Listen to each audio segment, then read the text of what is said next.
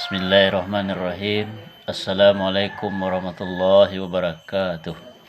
Alhamdulillah nahmaduhu wa nasta'inuhu wa nastaghfiruh wa na'udzu billahi min shururi anfusina min sayyiati a'malina. May yahdihillahu fala mudilla lahu wa may yudlil fala hadiyalah. Asyhadu an la ilaha illallah wahdahu la syarika lah wa asyhadu anna Muhammadan abduhu wa rasuluh la nabiyya ba'da amma ba'd. Rabbi shrah li sadri wa yassir li amri wahlul 'uqdatam min lisani yafqahu qawli. Kaum muslimin dan muslimat yang berbahagia, pertama sekali puji syukur tak bosan kita aturkan kepada Allah Subhanahu wa taala, di mana beliau telah memberi kita rahmat, karunia, rezeki, hidayah. Karena beliau kita berada di bumi Allah ini, karena beliau kita hidup, karena beliau kita bisa berusaha dan bekerja mencari nafkah kehidupan kita sehari untuk kebahagiaan dunia dan akhirat. Kaum muslimin yang berbahagia, mari kita tingkatkan rasa syukur dan nikmat terima kasih kita kepada Allah Subhanahu wa taala, karena beliaulah yang membuat hidup kita bahagia saat ini, karena beliaulah membuat kita selamat saat ini dunia sampai ke akhirat. Selanjutnya salam salam kita kirimkan junjungan Nabi kita Muhammad sallallahu alaihi wasallam, Rasulullah sallallahu alaihi wasallam yang bawa kehidupan kita dari lembah yang gelap gulita kepada yang terang menerang, minaz zulumati ilan nur. Karena berkat keramahan Nabi Muhammad sallallahu alaihi wasallam, kita apa yang kita pakai saat ini, apa yang kita usahakan saat ini, apa yang kita amalkan saat ini, karena berkat perjuangan di Rasulullah sallallahu alaihi wasallam. Beliau tinggalkan kepada kita pedoman hidup, imam dalam kehidupan kita, dalam kita bergaul di tengah masyarakat, mengatur hidup kita, hubungan keluarga, hubungan interaksi sosial bermasyarakat kepada Allah adalah Al-Quranul Karim sebagai pedoman hidup dalam kehidupan kita setiap saat dan setiap waktu. Kaum muslimin dan muslimat yang berbahagia, pada saat ini ceramah singkat dari saya, bahwasanya ada kewajiban di samping kewajiban kita kepada Allah dan kepada Rasulullah sallallahu alaihi wasallam, ada kewajiban yang kita taati. Siapa sajakah yang kita taati setelah Allah Subhanahu wa taala, setelah Nabi Muhammad sallallahu alaihi wasallam? Yang pertama yang kita taati adalah kedua orang tua kita. Allah ingatkan banyak dalam Al-Quran. Nah, di Rasulullah sallallahu alaihi wasallam salah satunya ayat Al-Quran menyatakan, Bismillahirrahmanirrahim, wa syainal insana biwalidaini hamalatu ummu wahnan ala wahnin bisalu fi amaini aniskurli wali walidaika wa ilaikal masir. Bahasanya Allah wasiatkan kepada kita bahwasanya kita setelah menyembah kepada Allah dan ayat lain, wa'budullah wa la tusyriku bi syai'a wa bil walidaini ihsana. Dan oleh sebab itu kaum muslimin dan muslimat yang berbahagia, orang tua adalah bisa kita saat ini karena berkat dari orang tua.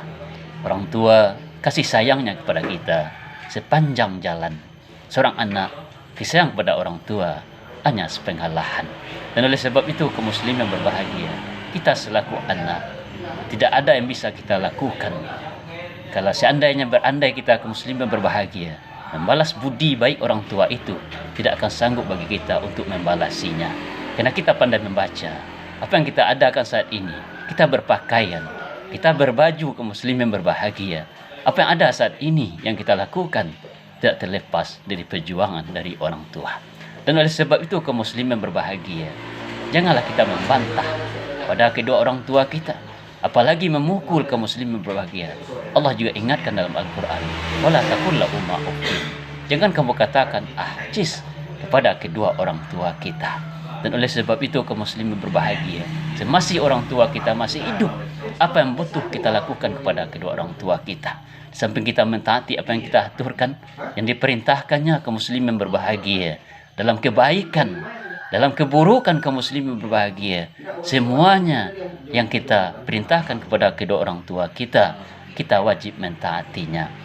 Walaupun kita yang diperintahkan itu kaum muslimin berbahagia bertentangan dengan nilai-nilai agama, dibawa ke dalam maksiat, dalam kemungkaran kaum muslimin berbahagia. Namun kita dalam kehidupan sehari-hari pasti kita harus berbuat baik.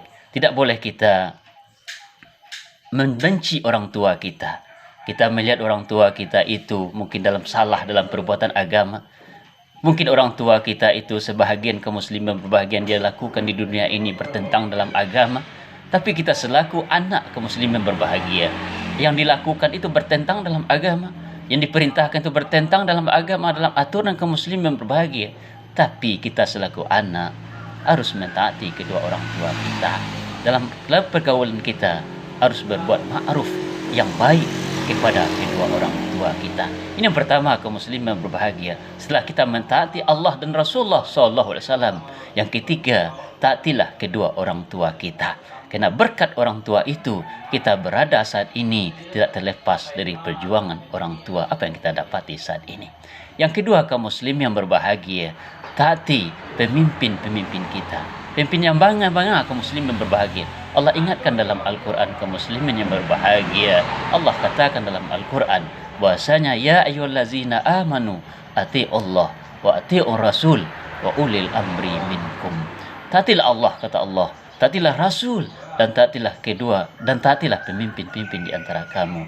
Bahasanya kaum muslimin berbahagia. Pemimpin yang bagaimana? Pemimpin yang mengarahkan kehidupan kita kepada nilai-nilai agama, kepada aturan agama yang membawa keberkatan hidup dunia sampai ke akhirat.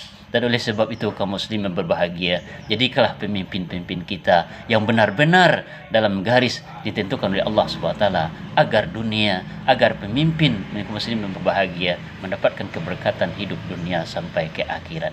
Pemimpin yang adil kaum muslimin berbahagia mendapatkan naung di Allah nanti di akhirat. Pemimpin yang bijaksana yang meletakkan suatu pada tempatnya kaum muslimin berbahagia diganjar oleh Allah adalah surga, nilainya insya-Allah Subhanahu wa taala.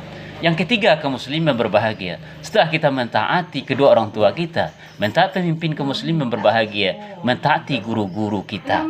Karena guru kaum muslimin berbahagia, kita menemui ilmu, menimpa ilmu dari beliau kaum muslimin berbahagia. Tidak saja kita bisa mendapat ilmu dengan otomatis, dengan sendirinya kaum muslimin berbahagia tanpa seorang guru. Dan oleh sebab itu kaum muslimin berbahagia, hormatilah guru-guru kita. Seganilah para ulama kita kaum muslimin berbahagia. Hormatlah kepada beliau. Salah satu keberkatan di Allah Subhanahu wa taala menghormati guru-guru kita, karena beliau adalah seorang salehah, dan beliau adalah kaum muslimin orang-orang yang taat beribadah, orang syuhada yang mendapatkan doanya dikabulkan oleh Allah Subhanahu wa taala. Oleh sebab itu kaum muslimin dan muslimat berbahagia. Inilah paling tidak kaum muslimin. Tiga paling tidak kaum muslimin berbahagia. Siapa saja yang wajib kita taati setelah mentaati Allah dan Rasulullah kaum muslimin berbahagia. Yang pertama, taati kedua orang tua kita. Yang kedua kaum muslimin, taatilah pemimpin-pemimpin kita dalam garis Allah SWT. Yang ketiga, taatilah guru-guru kita, hormati guru-guru kita kaum muslimin berbahagia yang membawa hidup kita ini sampai bahagia dunia dan akhirat. Itu saja kaum muslimin berbahagia. Mudah-mudahan ada manfaatnya bagi kita semua. Wabillahi taufiq wal hidayah. Assalamualaikum warahmatullahi wabarakatuh.